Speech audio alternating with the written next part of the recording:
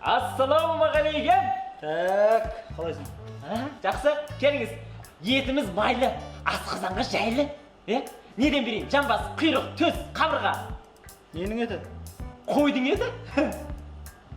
Өзің қойың ба? Ойбай, өзімнің қойым. Не жеген? Ойбай, братан, не жемеген деп сұрасаңызшы. Азанда қараданға сары май жағып, үстіне черный икра қосқан. Әне, көрдіңіз бе? Әбетте өзіме қосылып бешбармақ жеген. Сағат 5 шайда буфетбаймен шай ішкен. Кешке первый, второй. Әне, сосын сағат 10-дарға таман пістесін шап ұқтайды. Міне. Тоқта. Жаңа не дедің? Черный икра дедің ба? Адам черный икраны жеуге таппай жүрген кезде сендерден қойларыңа беріп, контрабандамен айналысасың ба немене? Жоқ қой, аға. Қойыңды алып жүр участокке. Жүр. Не үшін? Кеше 15 қой ұрланды деген мұны, соның біреуі деймін. Жүр, алып жүр. Ойбай, аға. Бүгін бірінші рет саудаға шығып тұрмын аға. Bir сан етін берейін, маған тиіспей қойыңызшы аға. Bir сан дейсің ба? Иә. Давай сал. Болды аға.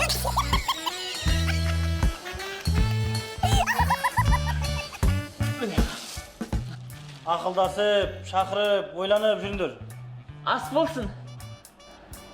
Ішіңе бар, тас болсын. Алған ас болмақ.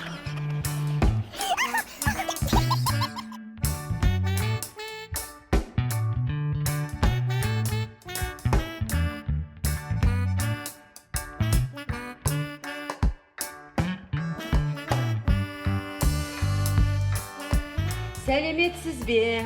Сәлеметсіз әпке? Ненің еті? Қойдың еті? Не жеген? Ойбай әпке, не жегенде енді бағана көшенің жағасындағы мусыры бар, картоны бар, қағазы бар, тәпішкесі бар. Әйтеуір сондай жейді ғой. Кеше мына қойды сойып атсақ, ішіне памперс шықты.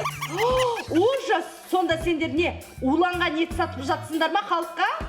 Ойбай, жоқ. Таза қой, таза, адал ғой, адал. Сестен келдім. Лабораториядан өткізу керек, мына етті алып жүр. Ойбай, әпке, бүгін бірінші рет саудаға шығып тұрмын да. Bir сан етін берейін, тиіспей қойыңыз әпке. Өтініш. Давай, сал. Болды. Міне, әпке. Ас болсын. Айтпақшы, күнде осы уақытта бір сан ет дайын тұрсын. Болды. Ассалаумағалейкум. Уағалейкумассалам. Ет жақсы екен, ненің еді? Қойдың еті. Қойдың еті ма? Өзіңдікі ма? Иә, өзімдікі. Не жеген? Не жеген? Білмеймін, братан.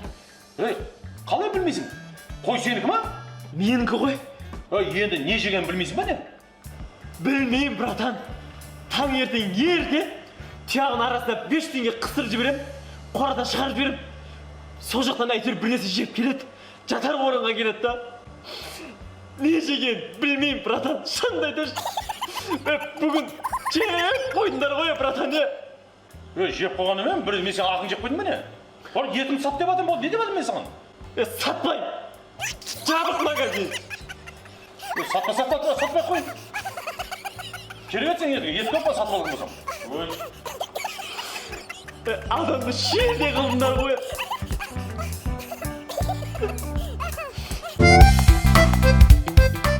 Millions of dollars are seed to flower from stick to dollars. Around just by my home.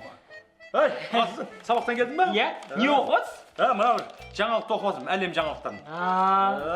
Қалай? Сабақ қалай өтті? Жақсы. Жақсы ма? Иә. Айналды. Бірақ ше, папа, бүгін қырғын болды ғой. Қой. Иә. Класстағы балдар ше, тақтаға жаман сөз жазды ғой. Сөйтіп жазып отыр еді. Класс жетекші апайымыз кеп қалды ғой. Айнұр апай кеп қалды. Сөйтіп көріп қалды тағына апайымыз, директор, тәрбие завушын бәрін шақырды. Bir кезде бана жаман сөз жазған балдар ше, тақтаға шығарып ше, директорлер, класс жетекшілер намен ше, ұрды ғой. Тақ ұрды ғой. Bir кезде класс жетекшілер ше, бағана жаман сөз жазған балдарын ше, ата-аналарын шақыртты ғой. Түк, сауап қылған екен, дұрыс қылған. Bir кезде бар ғой, ата-аналар келді ғой. Ой, ата-аналары балдарына болысқанда, менің балам ондай емес деп. Ой, жоқ ей. Bir кезде ата-аналар директор қосылып ұрды ғой балдарды. Айналайын. Қан жоса болды.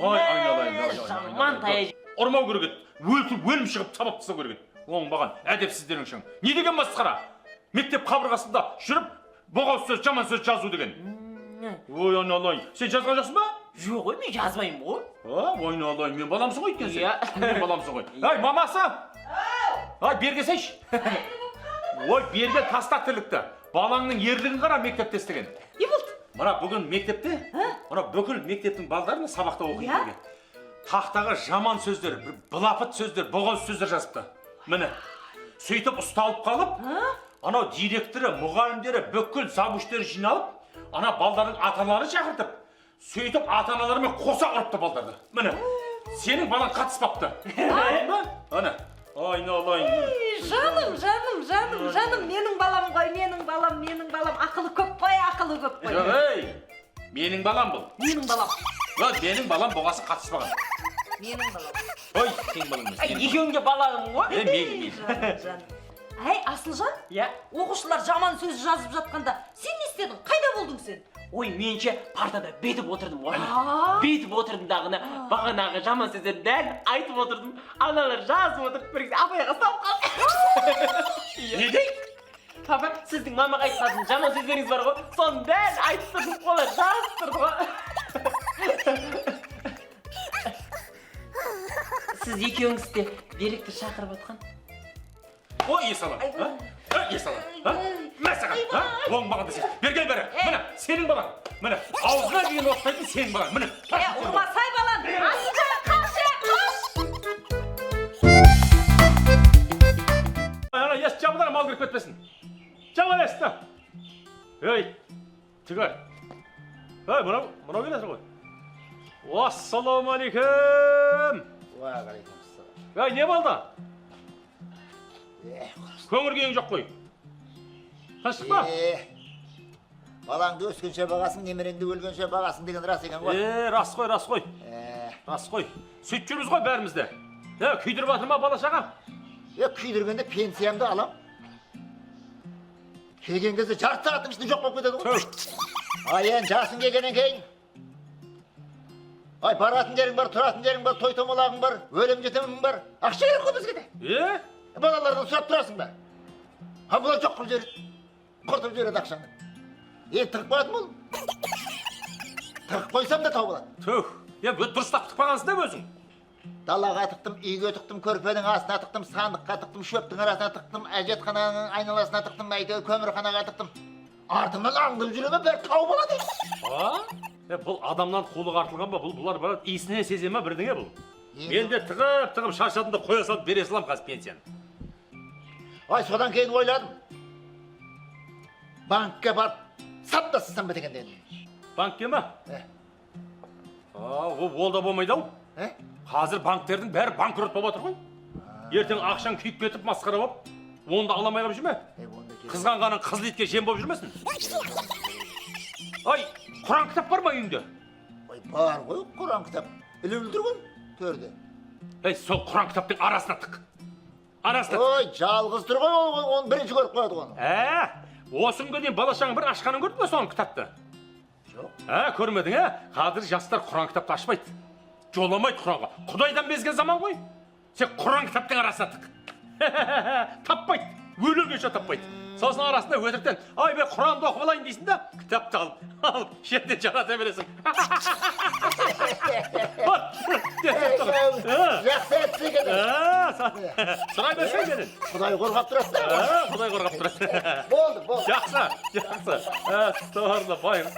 Өзінің пенсиясы өз рахат көремаса да қиын қалған.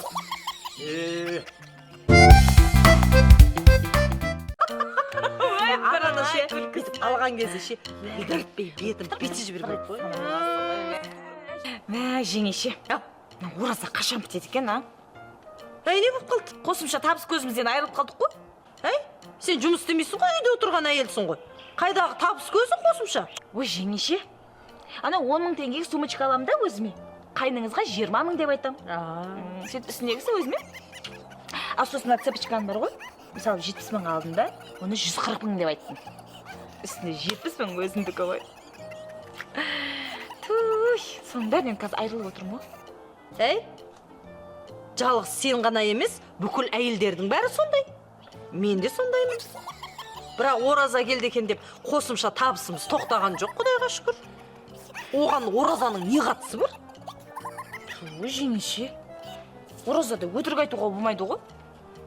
Ойбай, жыл 12 ай өтірікті айтып келіп, енді оразада тақуа болып қапсың да? Оля, енді жалғастыра берейін ба? Әрине, пожалуйста. Жоқ, жеңеше. Все-таки 10 күн шыдай тұрайын. Оразадан соң 10 күні қалды ғой. Оразаға деген уважение болу керек қой. Или жалғастыра берейін ба? Өзің біл.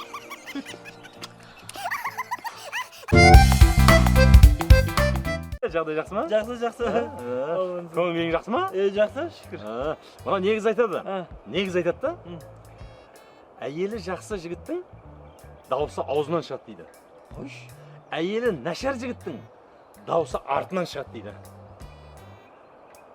Қалай өзі, дауысың нормальный ма? Нормально. Чөр, дауысың ұнамай жүр ма? Жоқ. Неме көрдік дейміз? Бері қараса, бері қараса. Неме жүзің жасыра бересің? Нормально. Что-то не тосың сен? Жоқ, нормально. Қалеке деймін да? Осы сіз бұны көпті көргенсіз ғой? Бұл әйелдердің неше түрі болады өзі? Әйелдің ба? Жалпы әйелдер екіге бөлінеді. Екі-ақ түрі болады. Біреулер айтады ғой, сан алуан, мың түрлі, миллион түрлі. Әйелді түсіну қиын. Түсіну оп-оңай, екі-ақ түрі болады, болды. Мысалы, біріншісі өте иманды, инабатты, ибалы болады.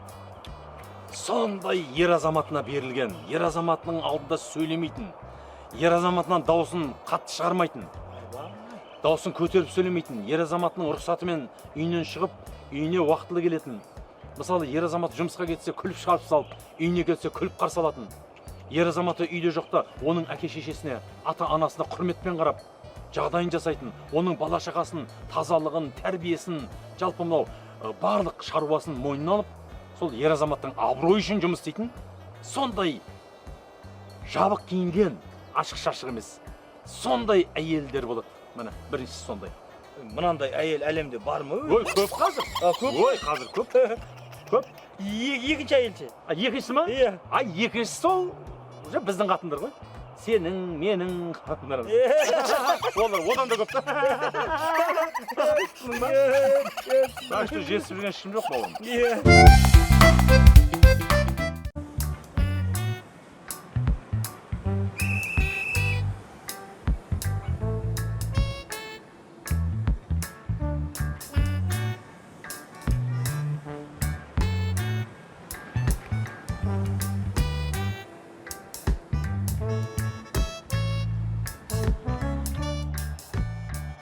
Ассалаумағалейкум. Ой! Уалейкум ассалам. Қалеке? Сіз ба? Иә, мен. Қалеке сіз ба? Йой! Мә саған өмірде көрем деп ойламаппын сізді Қалеке. Мә саған. Йой! Жайша тоқтатты ма? Жайша тоқтатқанды. Мә Қалеке қатты келдіңіз ғой мына жақтан. Қатты келдің ба? Иә, анау. Қалай келдің сонда? Ана пешеходтағы әйел соғып кетілдадыңыз ғой Қалеке. Қойшы. Иә. Мә абайлап жүрсеңізші, бірақ сіз енді елдің адамсыз ғой Қалеке, сізге ешнәрсе дей алмаймыз ғой. Түсіне қойсын ғой. Асырып кетіп бара жатырмын. Сол түсіп тұрмын мен де. Концерт, той, білесің ғой сен. Қалеке қазір. Өмірде де осындай екенсіздер ғой кәдімгі. Иә, қарапайым екенсіз ғой Қалеке. Суретке түсіп алайықшы. Иә. Сол үшін келдім ғой. Суретке түсіп алсақ бола ма? Қалеке, осы бір нәрсе сұрайыншы. Сұра. Осы ана түсіретіндеріңіз бар ғой.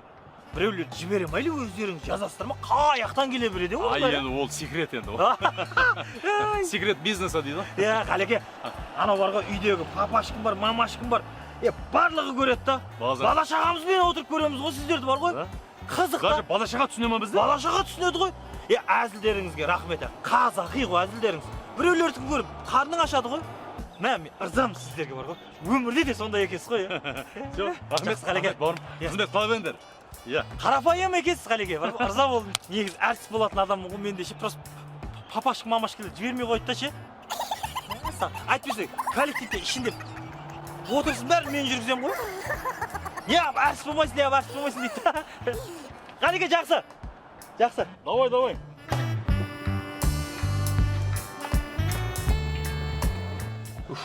Басеке не қылды? Штраф салды ма? Жөндеп правиланы бұзбай айдамайсың ба жөндеп? Енді сізді тойға үлгертем деп. Өмір ғой сен артын жауыммен келесің мен. Отыр орныңа қайтпан. Болды. Ес алам. Жайда мен.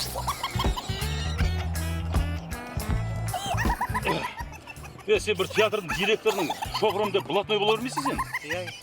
Қарап айдасай көзіңе. Болды, байқамай қалдым да басеке енді. Сізді тойға үлгердірейін деп қашып қойдың да енді. Сен шоферің болайын ба? Жоқ, Қалеке ойбай. Айлық төлейсің ба маған? Жоқ, өзім айдаймын ғой. Сен кеп салайын. Болды басеке.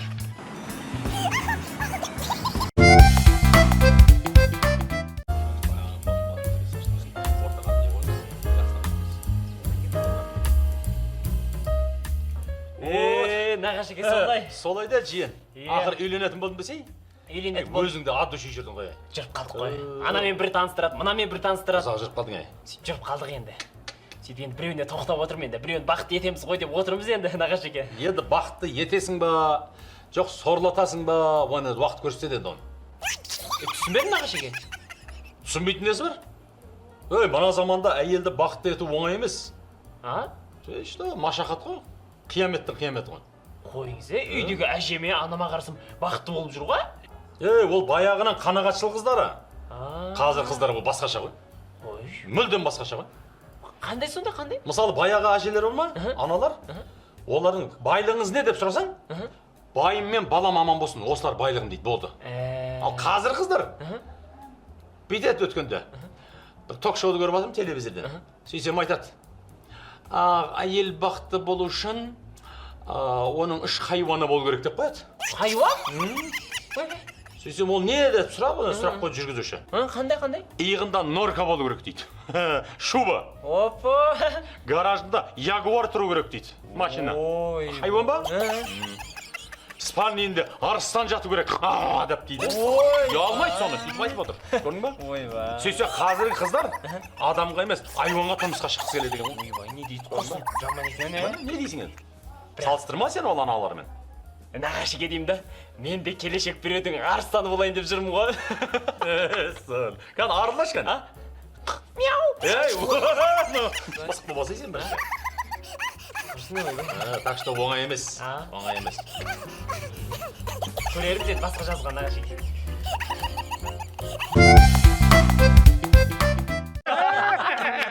Дұрыс па менікі? Әйел деген сондай бұл. Ол әйелдің орнынан шығу өте қиын. Сонда қалай кеше? Әйелдер мерекесінен аман есен өттіңдер ма? Аман есен өтіп. Әйтеуір қырылып қалмай, жойылып қалмай. Кәсаққа кіріп кетпей. Ойыннан шыға алдыңдар ма? Әйел жолдастардың? Кімге не сыйладыңдар?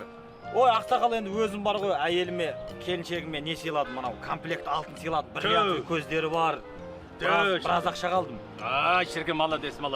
Сен не сыйладың? Енді ақсақал мен білесіз ғой, романтик жігітмін ғой өзім.